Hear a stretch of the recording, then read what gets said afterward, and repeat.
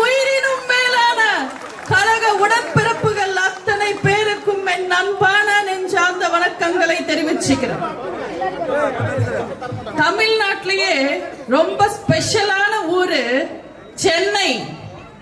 இந்த மண்ணை நம்பி வாழ வைக்கும் உன்னை, சென்னை வந்தோரை வாழ வைக்கும் மண்ணை, இந்த சென்னைக்கும் சென்னையில வாழ்ற மக்களுக்கும் வணங்கி என் பேச்சை ஆரம்பிச்சுக்கிறேன். இது அம்மாவின் பிறந்த நாள் கொண்டாடுற ஒரு விழா. இது அம்மாவோட பிறந்த நாள் மட்டும் அல்ல, இது அன்பின் பிறந்த நாள், புகழின் பிறந்த நாள், புரட்சியின் பிறந்த நாள், வீரத்தின் பிறந்த நாள், வெற்றியின் பிறந்த நாள், ஏழை குழந்தைகளை காத்த தாயின் பிறந்த நாள், அனைத்து மதத்தினரின் அம்மாவின் பிறந்த நாள், தமிழக பெண்களை காத்த சகோதரியின் பிறந்த நாள், சொன்னது செஞ்சு முடிச்ச தங்கத்தின் பிறந்த நாள், வெற்றி மேல் வெற்றி கண்ட சிங்கத்தின் பிறந்த நாள். இந்த நாள் இயக்கத்தால் கொண்டாட வேண்டிய நன்னாள், பொன்னாள், மறுபடியும் நம்ம பிரம்மாண்டமா கொண்டாட வேண்டிய திருநாள்.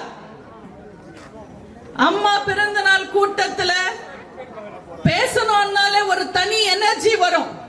அதுலயும் சென்னை மக்கள் மத்தியில பேசணும்னா இன்னும் எனர்ஜி வரும்.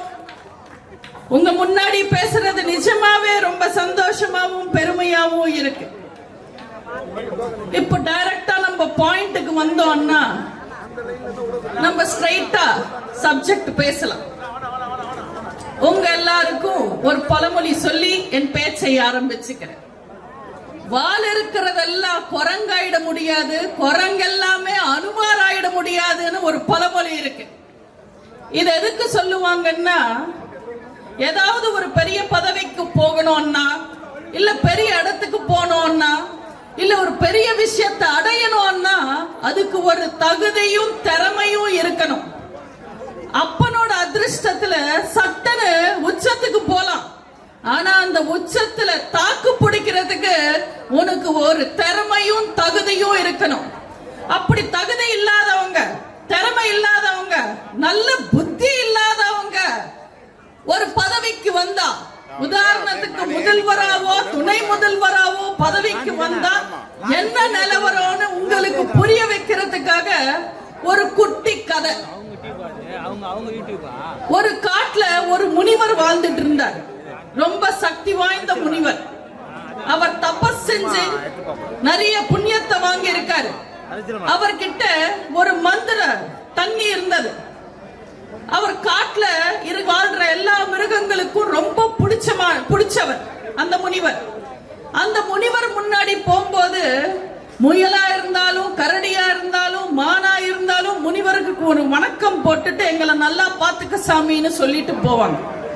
இப்படி தபஸ் பண்ணிக்கிட்டு காட்டிலேயே வாழ்றவர் முனிவர்.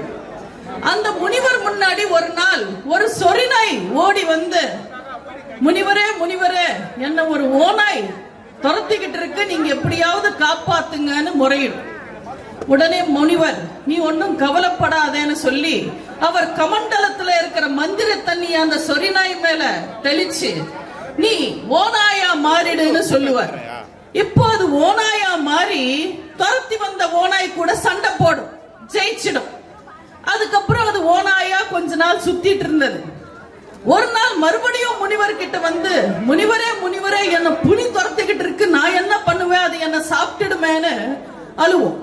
உடனே முனிவர், நீ கவலைப்படாதேன்னு மறுபடியும் மந்திர தண்ணியை எடுத்து அது மேல தொளிச்சு நீ புலியா மாறிடுன்ற. இப்போ இந்த புலி போய் துரத்திட்டு வந்த புலிய சண்டை போட்டு அடிச்சு தூக்கிடும்.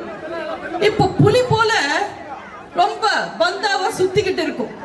ஒரு நாள் அந்த புலிய காட்டு யானை துரத்தும். இது மறுபடியும் முனிவர் கிட்ட போய், முனிவரே, என்ன காட்டு யானை துரத்துது, அது ரொம்ப பெருசா இருக்குன்னு மறுபடியும் ஆளுவோம்.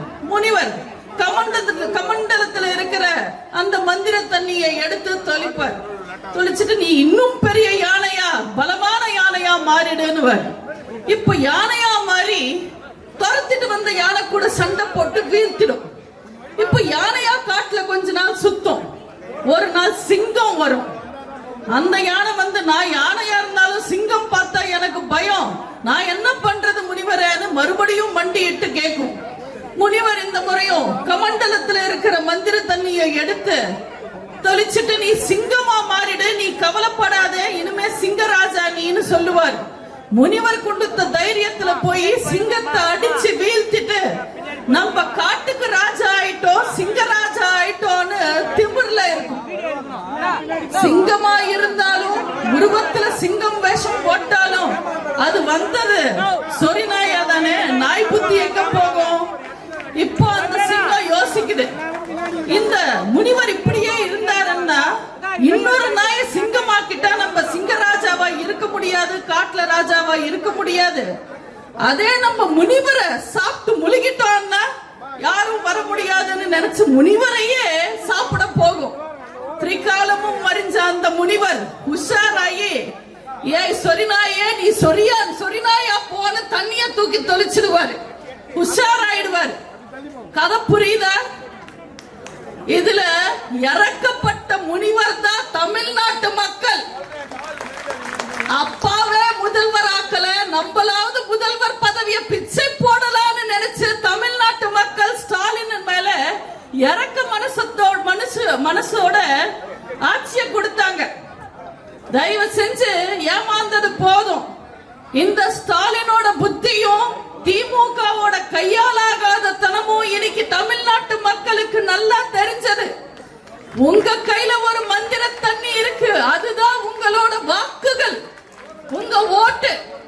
அடுத்த தேர்தல்ல உங்க வாக்குகளை அதிமுகவுக்கு ஓட்டு போட்டு உஷாரான சாமியார் மாதிரி உஷாரான தமிழ்நாட்டு மக்கள் இந்த ஜீரோ இஸ் குட்னு சொல்ற ஸ்டாலினுக்கு ஜீரோ கொடுத்து, ஜீரோ சீட்டு கொடுத்து, ஜீரோ இஸ் குட்னு நீங்க சொல்லணும். தமிழ்நாட்டு மக்களை முட்டாளன்னு நினைக்கிறாங்க திமுக. தமிழ்நாட்டு மக்கள் முட்டாளுங்க இல்ல, இனிமே நாங்க தான் எஜமானிங்கன்னு நீங்க அடுத்த தேர்தல்ல நிரூபிக்கணும். உங்க எல்லாருக்கும் அமைதிப்படை படம் பார்த்திருப்பீங்க, ரொம்ப சூப்பர் ஹிட்டான படம், சத்யராஜ் சார் நடிச்சிருப்பார். அதுல ஒரு ஃபேமஸான சீன் இருக்கும். அந்த சீன்ல என்னன்னா, அவர் குளிச்சிட்டு இருப்பாரு, ஊருக்குள்ள அவருக்கு எவ்வளவு கெட்ட பேர் இருக்கு, ஊருக்குள்ள எத்தனை பிரச்சனை இருக்குன்னு சொல்லிட்டு இருப்பாங்க. அப்போ திடீர்னு சத்யராஜ் சார் வந்து அவரோட துண்டை கலட்டி போடுவார். உடனே அவரோட அல்லக்கைங்கெல்லாம் நான் தான் துவைப்பேன், நீ தான் துவைப்பேன்னு சண்டை போட்டுப்பாங்க. இதெல்லாம் பார்த்து சத்யராஜ் சார் சிரிச்சுக்கிட்டு, டே மணியா நம்ம என்ன பேசிட்டு இருந்தோம்னு கேட்பார். அப்போ மணிவண்ணன் சார், தெரியல தலைவரே, நடந்த பிரச்சனையில நம்ம எந்த பிரச்சனை பத்தி பேசணும்னு தெரியலன்னு. அப்ப சத்யராஜ் சார் சொல்லுவார், அப்போ புதுசா ஒரு பிரச்சனை வந்தா பழைய பிரச்சனைய மக்கள் மறந்துடுவாங்க, இனிமே இந்த ஃபார்முலா கையில எடுப்போம்.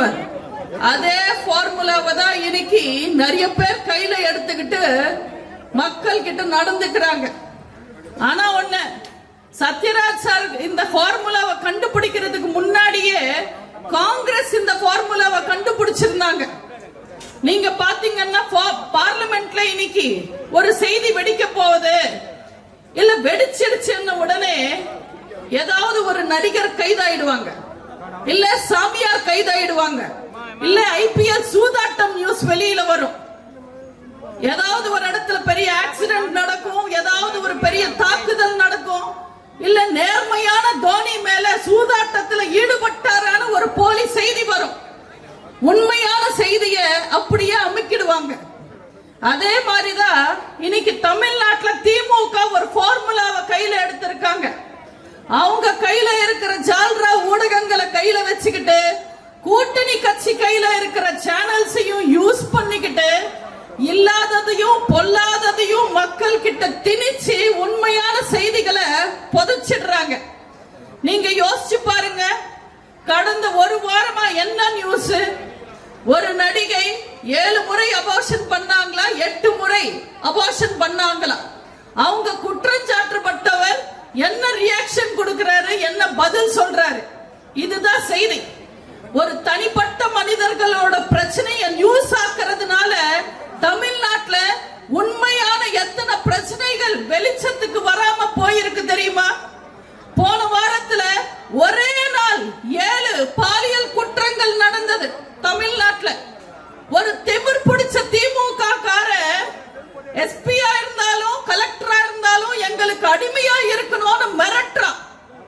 ஸ்டாலினோட நிகழ்ச்சிக்கு கூட்டிட்டு வந்த மக்களை கூட்டிட்டு வந்த வாகனம் ஆக்சிடென்ட் ஆகி நிறைய பேருக்கு படுகாயம்.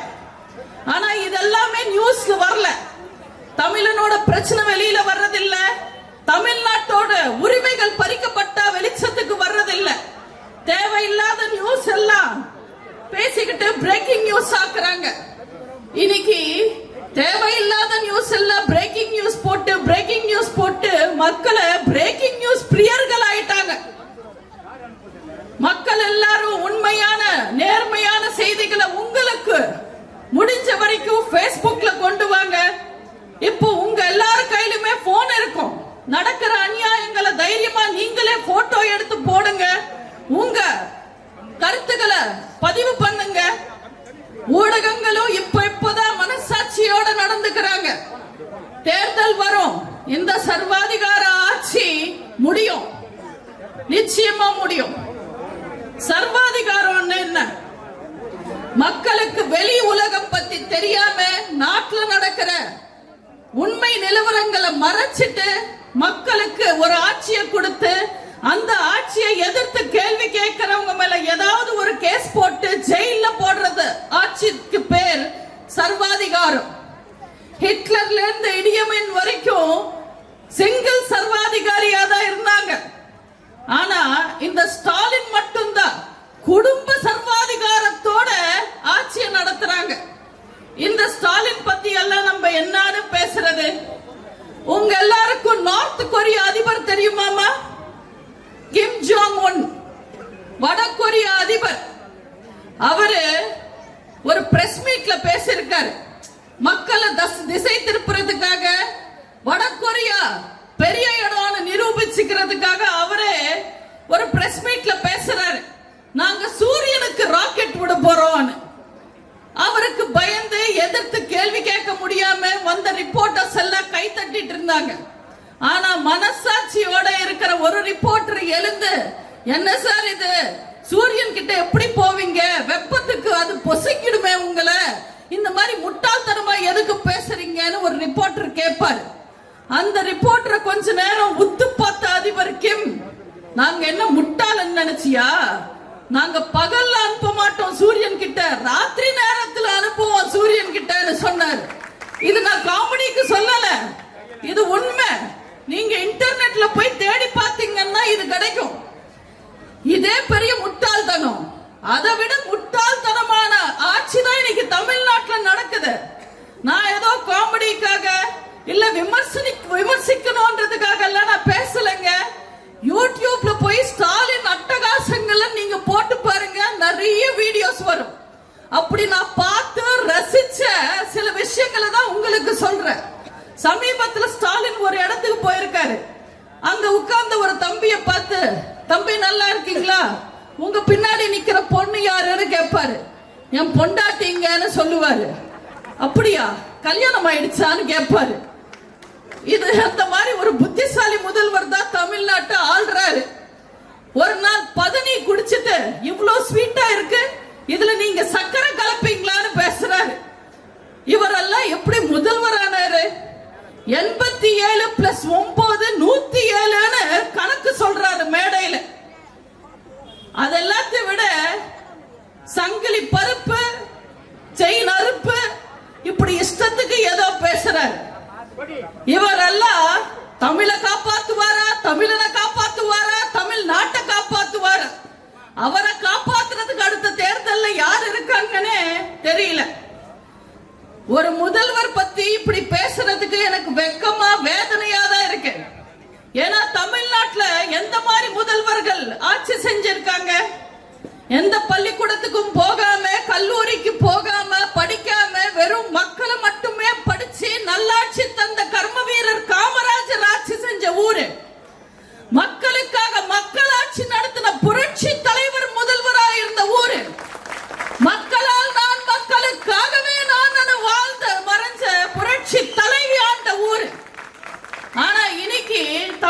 தமிழ்நாட்டு முதல்வரோட நிலைமை என்ன?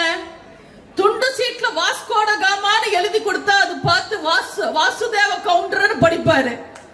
இவரெல்லாம் தமிழ்நாட்டு முதல்வரா இருக்காரு. பெண்களை சகோதரியா பாருங்க, வயசானவங்கள அம்மா அப்பாவா பாருங்க, டீச்சர்ஸ் தெய்வங்களா பாருங்க, பெண் குழந்தைங்களை தேவதைகளை பாருங்கன்னு சொல்லி கொடுக்க வேண்டிய அரசாங்கம் எங்க பார்த்தாலும் ஸ்டாலின் அப்பாவா பாருங்க, ஸ்டாலின் அப்பாவா பாருங்க, ஸ்டாலின் அப்பாவா பாருங்கன்னு ஒரு பிச்சைக்காரத்தனமான விளம்பரத்தை எடுத்திருக்காங்க. நீங்களே சொல்லுங்கம்மா, எல்லா பிச்சைக்காரங்களும் என்னன்னு கூப்பிடுவாங்க? அம்மா தாயே பிச்சை போடுன்னு கேட்பாங்க. அப்பா தகப்பா பிச்சை போடுன்னு எவனாவது கேட்பானா? ஏன்னா பிச்சைக்காரனுக்கு கூட தெரியும், கொடுக்கிற மனசு அம்மாக்கு தான் இருக்கும். அன்பு இருக்கும், கருணை இருக்கும், பசி போக்குற குணம் இருக்கும், மனசு இருக்கும்னு. பிச்சைக்காரனுக்கு இருக்கிற அறிவு கூட ஸ்டாலினுக்கு இல்லாம போயிடுச்சு.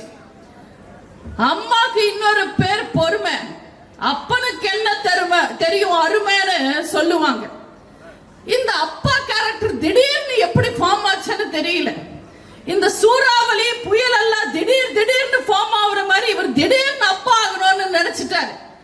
ஏன்னா ஸ்டாலினுக்கு ஒரு வாழ்க்கை வரலாறு எழுதுனா அவர் சொல்லிக்கிற மாதிரி சாதனை எதுவுமே கிடையாது. ஒரே ஒரு சீரியல்ல நடிச்சிருக்காரு. அந்த சீரியல்ல நடிச்சது கூட சாதனையா சோதனையான்னு நீங்க தான் சொல்லணும். அதனால புதுசா ஏதாவது சாதிச்சிடலான்னு நினைச்சாரு. இந்த சாதனையில ராம்ஜித் ராகவன்றவர் முதல் இடம். இப்போ ஸ்டாலின் சாதிச்சா அவர் 2ஆம் இடம். ராம்ஜித் ராகவ் யார் தெரியுமா? 94 வயசுல அப்பா ஆனவர். இன்னைக்கு ஸ்டாலின் 71 வயசுல அப்பா ஆக முயற்சி பண்றாரு. பேரன் பேத்தி எல்லாம் கையில எடுத்ததுக்கு அப்புறம் அப்பா ஆகணும்னு ஆசைப்படுறவர் ஸ்டாலின் மட்டுமா தான் இருப்பார். இந்த துண்டு சீட்டு முதல்வர் ஸ்டாலினுக்கு ஒன்னு சொல்ல விரும்புறேன். தமிழ்நாட்டுல ஒரே ஒரு தந்தை பெரியார், ஒரே ஒரு அண்ணா அறிஞர் அண்ணா, இந்தியாவுக்கு ஒரே ஒரு தாத்தா காந்தி தாத்தா, ஒரே ஒரு மாமா நேரு மாமா, ஒரே ஒரு தெய்வம் இதய தெய்வம் புரட்சி தலைவர், ஒரே ஒரு அம்மா எங்க இதய தெய்வம் புரட்சி தலைவி அம்மா. மக்களே மனசார கூப்பிட்டா அது பட்டம், அமைச்சருங்களை வச்சுக்கிட்டு கூப்பிட வச்சா அது மட்டம். இது கூட ஸ்டாலினுக்கு தெரிய மாட்டேங்குது. இதுல ஸ்டாலின் சொல்றாரு, நான் போற இடத்துல எல்லாம் மீட்டிங்ல எல்லாம் மக்கள் என்ன பார்த்து அப்பா அப்பான்னு கூப்பிடுறாங்கன்னு. கூட்டத்தில இருந்து எவனோ ஒருத்தன் டோப்பா டோப்பான்னு கத்திருக்கா, இவர் அப்பா அப்பான்னு கேட்டிருக்கு. கூட்டிட்டு வந்தவங்க தான் கூறாங்கன்னா கூட நிக்கிறவனுக்கு எங்க போச்சு அறிவு? இதுல சேகர் பாபு சவால் விடுறாரு, தமிழ்நாட்டையே நாங்க அப்பான்னு கூப்பிட வைப்போன்னு. எங்க கூப்பிட்டு பாருங்க, அப்பாலே போ சாத்தானே, அப்பான்னா ஸ்டாலின், ரெண்டும் ஒரே மாதிரி தான் இருக்கும். இவங்களுக்கெல்லாம் யார் ஐடியா கொடுத்தாங்கன்னு தெரியல. எவனோ ஒருத்தன் உசுப்பேத்திருக்கான் ஸ்டாலின. அம்மா அம்மா அம்மான்னு இனிக்கும் தமிழ்நாட்டு மக்கள் அம்மாவை நினைக்கிறாங்க. அதனால அதிமுகவை நம்ம என்ன செஞ்சாலும் ஆட்டவோ அசைக்கவோ முடியல, ரொம்ப பலமா இருக்காங்க. அதனால நீங்களும் அப்பா ஆயிட்டீங்கன்னா திமுக ஸ்ட்ராங் ஆயிடும். நாளைக்கு உதயநிதி தலைவரா வந்தாலும் இது அப்பா வீட்டு கட்சி தான் சொல்லிக்கலாம்னு ஐடியா கொடுத்திருக்காரு. நம்ம துண்டு சீட்டு முதல்வரும் ஓகேன்னு சொல்லிட்டார். அம்மான்னு தமிழ்நாட்டு மக்கள் ஒன்னும் சும்மா கூப்பிடலங்க. தமிழ்நாட்டு மக்களுக்கு தேவைப்படுற அத்தனை விஷயங்களையும் பார்த்து பார்த்து செஞ்சு தாயா இருந்து நல்லாட்சி கொடுத்து அம்மா நாங்க. நம்ம அம்மா கருணையோடையும் கண்டிப்போடையும் அறிவோடையும் ஆற்றலோடையும் ஆட்சி நடத்தினாங்க. முல்லை பெரியார் நீர்மட்டத்தை உயர்த்தி மதுரை மக்களுக்கு அம்மா நாங்க. எங்க தலைவி பச்சை குழந்தைங்க குடிக்கிற பால் விலை ஏத்தின ஸ்டாலின் எல்லாம் அப்பாவாக முடியுமா? காவேரி பிரச்சனையில போராடி தமிழ்நாட்டுக்கு 205 டிஎம்சி தண்ணி கொண்டு வந்து அம்மா நாங்க. எங்க தலைவி காவல் நிலையத்தை சமுதாயத்துல இருக்கிற பெண்களுக்கே பாதுகாப்பு இல்லாம ஆட்சி நடத்துற ஸ்டாலின் எல்லாம் அப்பா ஆயிட முடியுமா? பெண்ணை தொட்டா அவன் சாரோ மோரோ எவனா இருந்தாலும் டார் ஆயிடுவான்னு பயம்படுத்தி ஆட்சி செஞ்சவங்க எங்க அம்மா, எங்க தலைவி. பாலியல் குற்றவாளி கூட பிரியாணி சாப்பிட்டவர் அமைச்சர் எல்லாம் கூட வச்சிருக்கிற ஸ்டாலின் எல்லாம் அப்பா ஆயிட முடியுமா? நீட்ல முடிஞ்ச வரைக்கும் தமிழ்நாட்டுக்கு வராம முடிஞ்ச வரைக்கும் நிறுத்தி தமிழக மாணவர்களை காத்து அம்மா நாங்க எங்க தலைவி. நீட்ட கொண்டு வந்து பிஞ்சு உயிர்களை பலி வாங்கின காங்கிரஸ் கூட கை குலுக்கி நிக்கிற ஸ்டாலின் எல்லாம் அப்பா ஆயிட முடியுமா? இடஒதுக்கீடு அதிகப்படுத்தி சமூக நீதிக்கு அடையாளமா இருந்து அம்மா நாங்க எங்க தலைவி. வேங்கை வயல் விவகாரத்துல அசிங்கப்பட்டு நிக்கிற ஸ்டாலின் எல்லாம் அப்பா ஆயிட முடியுமா? இப்படி திமுக பத்தி பட்டியல் போட்டு சொல்றதுக்கு 1000 அசிங்கங்கள் இருக்கு. ஆனா சபை நாகரிகத்தை கருதி அப்பா எதுவும் குறை சொல்லாம இருக்கும். ஆனா எனக்கு ரொம்ப நாளா ஒரு டவுட், இந்த அப்பா ட்ரெண்டிங் ஆனப்பதுல இருந்தே எனக்கு டவுட். அப்பான்னு யார் கூப்பிடுவாங்க? தமிழன் தானே கூப்பிடணும், தமிழனை தானே தமிழன் அப்பான்னு கூப்பிடணும். ஆனா ஸ்டாலின் எப்படி கூப்பிட முடியும்? நீங்களே சொல்லுங்க. நன்றி வணக்கம்ன்ற 2 வார்த்தை கூட துண்டு சீட்ல எழுதிக்கிட்டு தான் படிப்பாரு ஸ்டாலின். ஆனா சமீபத்துல ஒரு மீட்டிங்ல பேரு பெத்த பேரு தாக நீல் லேதுன்னு தெலுங்குலயே மாట్లాடுறாரு. இன்னும் எத்தனை நாளைக்கு தான் இவங்க எல்லாம் தமிழ் வேஷம் போட போறாங்க? அம்மா இல்லாத நேரத்துல புலி வேஷம் போட்டுக்கிட்டு வெளியில வந்திருக்கிற எலிகளுக்கெல்லாம் நான் ஒன்னு சொல்ல விரும்புறேன். அதிமுகன்றது வெறும் இயக்கம் கிடையாது, தமிழக மக்களின் இதயம். தமிழ்நாட்டுல நீங்க அரசியல் பண்ணணும்னா அதிமுகவை ஆதரிச்சோ இல்ல எதிர்த்தோ தான் பண்ண முடியும். இது நல்லா தெரிஞ்சுக்கிட்டு தான் அதிமுக மேல யாராவது ஒரு குறைய சொல்லிக்கிட்டு இருக்கும். 1968 இருந்து 90 வரைக்கும் 26 அமைச்சர்கள் பேச்சுவார்த்தை நடத்தி ஒண்ணுமே பண்ண முடியாத காவேரி பிரச்சனையில கோர்ட் வரைக்கும் போய் ஜெயிச்சு தமிழ்நாட்டுக்கு தண்ணி கொண்டு வந்தாங்க நம்ம அம்மா. ஆனா கருணாநிதி காவேரி பிரச்சனையில அரசியல் ஆதாயத்தை தேடினாரே தவிர எந்த நடவடிக்கையும் எடுக்கல. அதே மாதிரி 1967 வீராணம் கொண்டு வருவோம்னு சொன்னார் கருணாநிதி. அந்த வீராணம் திட்டத்துல என்ன கமிஷன் வாங்கலாம், எல்லாம் கொள்ளையடிக்கலாம் யோசிச்சாரே தவிர வீராணம் கொண்டு வரல. 2006 நம்ம அம்மா தான் வீராணம் திட்டத்தை நிறைவேற்றினாங்க, தண்ணி கொண்டு வந்தாங்க. திமுகவோட முதல் வாக்குறுதி என்ன? ஒரு ரூபாய்க்கு 3 படி அரிசி தருவோன்றதுதான் திமுகவோட முதல் வாக்குறுதி. 2011 வரைக்கும் 5 முறை முதல்வராக இருந்த கருணாநிதியால அது நிறைவேற்றவே முடியலையே.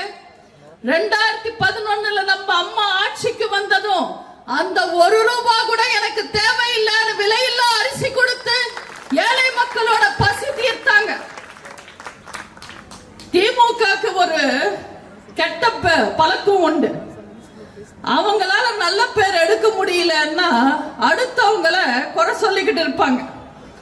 இப்படி அம்மா பத்தி கொஞ்ச நாளா இல்லாததையும் பொல்லாததையும் பேசிக்கிட்டு இருக்காங்க. உங்க எல்லாருக்கும் நல்லா தெரியும், அம்மா 1961 இருந்து 80 வரைக்கும் 127 படங்கள் நடிச்சாங்க. உச்சத்துல கதாநாயகியா இருந்தாங்க. அம்மா கிட்ட இல்லாத சொத்தா, பணமா, வசதியா? அவங்கள பார்த்து என்னெல்லாம் பேசுறாங்க? ஆட்சிக்கு வந்ததும் சம்பாதிக்கிறதும் சொல்றதும் திமுகவோட வேலை, அது அதிமுகவோட வேலை இல்ல. 127 படங்கள் நடிச்ச அம்மா எங்க? வெறும் 75 படங்களுக்கு வசனம் எழுதின கருணாநிதி எங்க? கருணாநிதி குடும்பத்துக்கு எங்கேந்து வந்தது இவ்வளவு பணம்? நீங்களே சொல்லுங்க. ஹீரோயினா நடிச்சவங்களுக்கு அதிக சம்பளமா இல்ல வசனகர்த்தாக்கு அதிக சம்பளமா? ஏழை குடும்பமா இருந்த கருணாநிதி குடும்பம் இன்னைக்கு தமிழ்நாட்டை சொந்தம் கொண்டாடுது.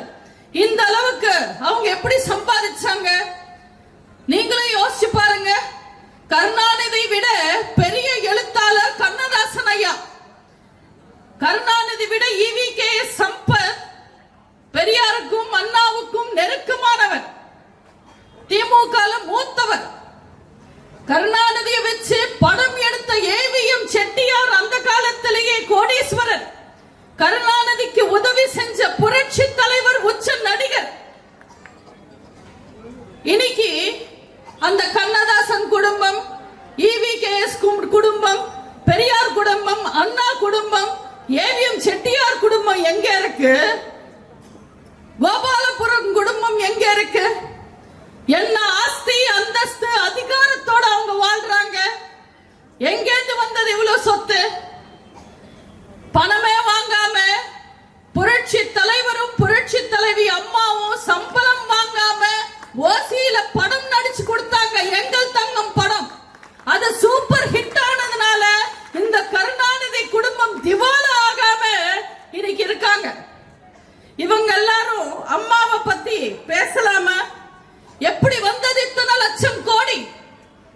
எப்படி வந்தது கருணாநிதிக்கும் அவர் குடும்பத்துக்கும் இத்தனை லட்சம் கோடி? சக்கரை தின்ன எறும்பும் சாக்க தின்ன கரையானும் தான் வந்து சாட்சி சொல்லணும். நம்ம இத்தனை கேள்வி கேட்கிறோமே, இதுக்கெல்லாம் திமுக காரங்க பதில் சொல்லுவாங்கன்னு நினைக்கிறீங்க? கண்டிப்பா சொல்ல மாட்டாங்க. சம்பந்தமே இல்லாம இந்த நியூஸ் எல்லாம் மறையணும்ன்றதுக்காக, இந்த நியூஸ புதைக்கணும்ன்றதுக்காக ஹிந்தி எதிர்ப்பு போராட்டம்னு ஏதோ ஒரு மூலையில போய் ஹிந்தியை எதிர்த்து போராடுவாங்க. தெரியாம தான் கேட்கிற. ஸ்டாலின் ஹிந்தியை எதிர்க்கிறோம், ஹிந்தியை எதிர்க்கிறோம், ஹிந்தியை எதிர்க்கிறோம் சொல்றாரு. ஸ்டாலினால நாங்க தமிழை வளர்த்தோன்னு சொல்ல முடியுமா? கருணாநிதி கனிமொழியை தவிர எந்த மொழியையும் வளர்க்கல. அந்த கனிமொழியையும் ஸ்டாலின் வளர்க்கல. தமிழே தெரியாத ஒருத்தர் தமிழ் மொழிய வளர்க்க போறாரா? நேத்து சிவகாசியில மீட்டிங், சிவகாசிக்கு போயிட்டு வர அங்க ஒரு போஸ்டர் பார்த்தேன்.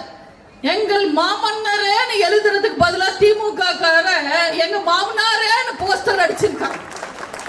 முதல்ல திமுக காரனுக்கு தமிழ் கத்து கொடுக்க சொல்லுங்க, அதுக்கப்புறம் இவங்க வந்து தமிழ்நாட்டு மக்களுக்கு கத்து கொடுக்கலாம். இந்த கொத்தடிமை கும்பலுக்கு அடுத்த தலைவர் வந்துட்டாராமா. சின்னவரா? சின்னவர். அண்ணா சமைச்ச சோத்த திருடி தின்னவர் உன் தாத்தா, அது நல்லா மின்னவர் உங்க அப்பா. அந்த வகையில வேணும்னா இவர் சின்னவர் ஆவார். இந்த சின்னவர் கிட்ட பத்திரிகை நண்பர்கள் போய் மைக்கு நீட்டினா, எனக்கு மதம் எல்லாம் பெரிய விஷயம் இல்ல, எனக்கு எல்லா மதமும் சம்மதம்னு பேசுவார். ஆனா கிறிஸ்துமஸ் விழாக்கு போனா நான் கிறிஸ்டியனா இருக்கிறதே பெருமைன்னு பேசுவார். அதே ரம்ஜான் நோன்பு நிகழ்ச்சிக்கு போனா நான் இஸ்லாமியர்களின் சகோதரன், நான் நாகூர் ஹனீஃபா மடியில தான் வளர்ந்தேன்னு பேசுவார். அதே தேர்தல் சமயத்துல எங்களுக்கு ஹிந்து மதம் மேல பற்று இருக்கு, எங்க அம்மா கோவில் கோவிலா போவாங்க, நாங்க நிறைய கும்பாபிஷேகம் பண்ணிருக்கோம்னு பேசுவாங்க. இப்படி மேடைக்கு கிறிஸ்டியன், பிரியாணிக்கு முஸ்லிம், ஓட்டுக்கு ஹிந்துவா மாறுற பச்சோந்தி தான் நம்ம பால் டாயில் பாய் உதயநிதி. நான் தம்பி பால் டாயில்னு கூப்பிட்டா அவருக்கு ரொம்ப கோபம் வருது. என்ன பண்றது? நான் பால் டாயில் அடிச்சாலே கூகுள்ல அவர் போட்டோ தான் வருது, வேற எப்படி கூப்பிட முடியும்? அவரை நான் ரொம்ப நாளா ஒரு சவால் விட்டுருக்கேன் அவருக்கு. நீட் ரகசியத்திலிருந்து உங்க குடும்பம் ரகசியம் வரைக்கும் விவாதிக்க தயாரா? ஒரே மேடையில நேருக்கு நேர் விவாதிப்போன்னு. உங்க கூட விவாதிக்கிறதுக்கெல்லாம் எங்க தலைவர் எல்லாம் தேவையில்லை, நான் போதும், வாங்க விவாதிக்கலான்னு கூப்பிடுறேன். யாரோ சூடு சொர்ணா இருக்கிற திமுக காரன் போய் உதயநிதி கிட்ட கேட்டிருக்காரு, இப்ப விந்தியா அப்படி கூப்பிடுறாங்களே, நீங்க போய் பேசலாமே, பதில் சொல்லலாமேன்னு. நான் நடிகைக்கெல்லாம் பதில் சொல்ல மாட்டேன்னு தெனாவட்டா சொல்லியிருக்காரு உதயநிதி. உதயநிதி மட்டும் என்ன, உப்பு சத்தியாகிரகம் பண்ணிட்டு அரசியலுக்கு வந்திருக்காரு. நடிகர்கள் அவ்வளவு இலக்காரமா போயிடுச்சா? உங்க தாத்தாவை 3 முறை வீட்டுல உட்கார வச்சவர் எங்க முடங்கி கிடந்து நிதி இல்லாத நேரத்துல மக்களுக்கு நிவாரண நிதி கொடுத்தவர் அண்ணன் எடப்பாடியார். கொரோனா காலத்துல மாசம் மாசம் 1000 ரூபாய் கொடுத்தாரு. பொங்கலுக்கு பரிசு 2500 ரூபாய் கொடுத்தாரு.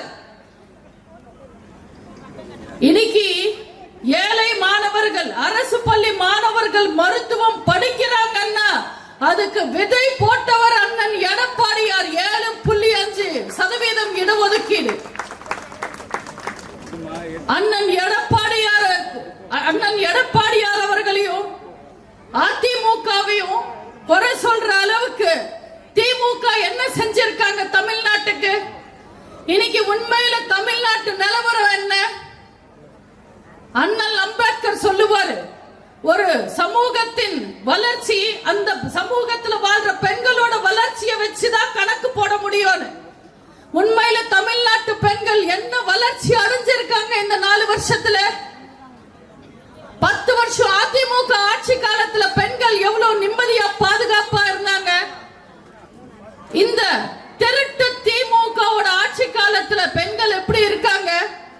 பல் முளைக்காத பச்சை குழந்தை கிட்ட இருந்து பல்லே விழுந்த பாட்டி வரைக்கும் எல்லா குற்றங்களும் நடக்குது. இந்த 4 வருஷத்துல மட்டும் பெண்களுக்கு எதிரான குற்றங்கள் போக்சோ வழக்குகள் எத்தனை தெரியுமா? 20,000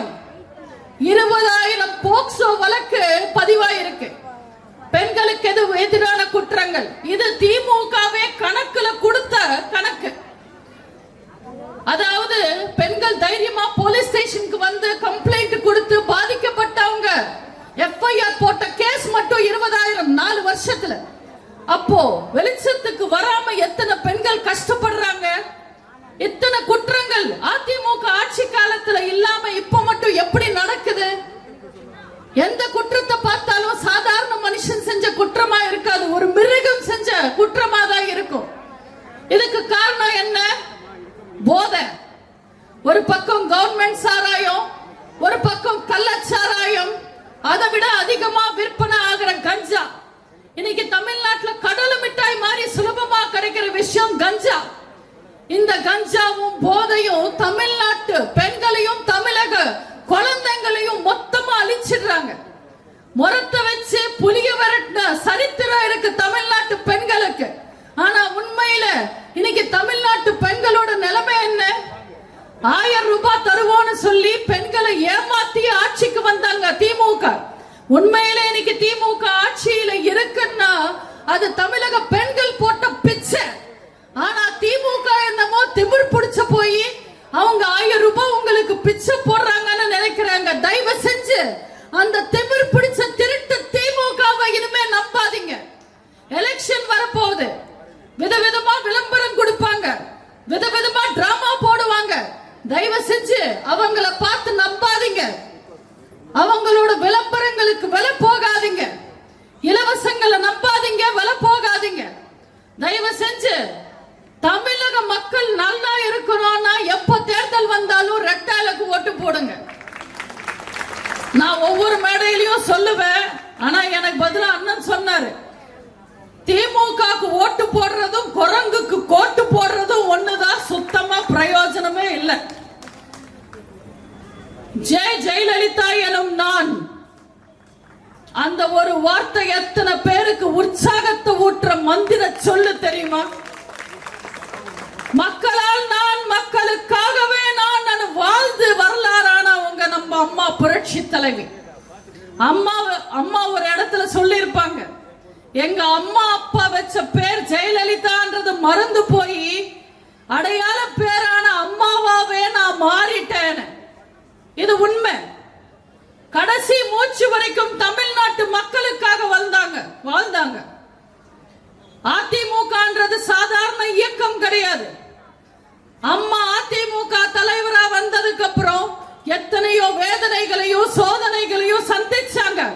ஆனாலும் உறுதியா இருந்து, உண்மையா இருந்து, நேர்மையா இருந்து 1000 விருதுகளோட நிக்கிற மிகப்பெரிய ஆலமரமா வளர்த்துட்டு போயிருக்காங்க அம்மா. அரசியல் ரொம்ப ஈஸின்னு நினைச்சுக்கிட்டு இன்னைக்கு நிறைய பேர் அரசியலுக்கு வராங்க. அரசியல் ஒன்னும் ஈஸி கிடையாது. இங்க நிறைய ஆபத்து இருக்கு. அதுலயும் அரசியல்ல இருக்கிற பெண்களுக்கு நிறைய ஆபத்து இருக்கு, நிறைய அவமானங்கள் இருக்கு. அப்படிப்பட்ட அரசியல்ல ஒரு உச்சத்தை ஒரு பெண் தொட்டாங்கன்னா அவங்க எத்தனை அவமானங்கள், அடிகள், வேதனைகள் அனுபவிச்சிருப்பாங்கன்னு நீங்க கொஞ்சம் நினைச்சு பார்க்கணும். அது எதுவுமே அவங்களோட சுயநலத்துக்காக இல்ல, மக்கள் நலனுக்காக உறுதியாய் நின்னவங்க எங்க அம்மா. இன்னைக்கும் தமிழ்நாட்டு மக்கள் மனசார அம்மான்னு கூப்பிடுற இடத்தை சம்பாதிச்சு மறைஞ்சவங்க நம்ம அம்மா. ராஜீவ் காந்தி காலத்திலிருந்து ராகுல் காந்தி காலம் வரைக்கும் எத்தனையோ பழந்தின்னு கொட்ட போட்ட ஜாம்பவானுங்களுக்கு சிம்ம சொப்னமா இருந்தவங்க நம்ம அம்மா. சமூக நீதிக்கு அடையாளமா இருந்தவங்க நம்ம அம்மா. மக்களால் நான் மக்களுக்காகவே நான் வாழ்ந்தவங்க நம்ம அம்மா. 10 வருஷம் அதிமுக ஆட்சி காலத்துல, அம்மாவோட ஆட்சி காலத்துல நீங்க எவ்வளவு அமைதியா நிம்மதியா சந்தோஷமா இருந்தீங்கன்னு யோசிச்சு பாருங்க.